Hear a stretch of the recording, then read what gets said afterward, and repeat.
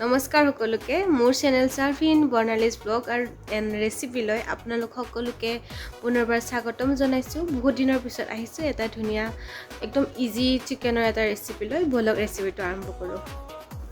এতিয়া ফাৰ্ষ্টতে ব্ৰকলিখিনি বইল কৰি ল'ম।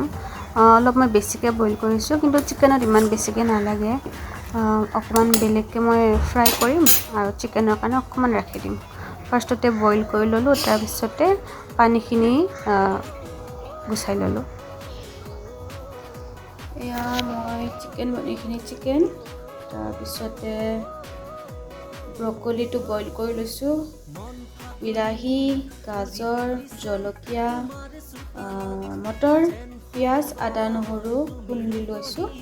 আৰু লাগিব নিমখ, অলপ ৰিফাইণ্ড মিঠাতেলত বনাম। মিঠাতেল অকণমান নিমখ আন্দাজমতে, আৰু অলপ জিৰা দিম, আৰু লাষ্টত অকণমান জালুক দিম।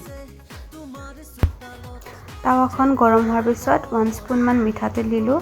তাৰপিছত চিকেনখিনি দি দিছোঁ আৰু আন্দাজমতে নিমখ দি চিকেনখিনি ফ্ৰাই কৰি ল'ম। ঢাকি থৈ দিম, মাজে মাজে লৰাই চাই থাকিব।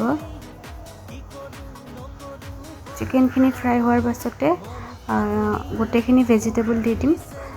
পিঁয়াজ আৰু বিলাহীটো পিছত দিম। আদা নহৰুখিনিও দি দিছোঁ। আদা নহৰু জলকীয়া গোটেইখিনি, আৰু ভেজিটেবলখিনিৰ কাৰণে অকণমান জিৰা আৰু অকণমান নিমখ দি দিব। তাৰপিছতে লৰাই থাকিব। ব্ৰকলিখিনি বইল হৈয়ে আছে, বেছি টাইম নালাগে। এতিয়া মই পিঁয়াজ আৰু বিলাহী দি দিলোঁ।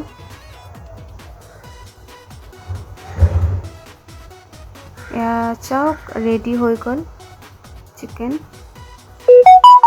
গৰমে গৰমে ভাতৰ লগত, দালি আৰু ভাতৰ লগত খাব আৰু টেষ্টি টেষ্টি।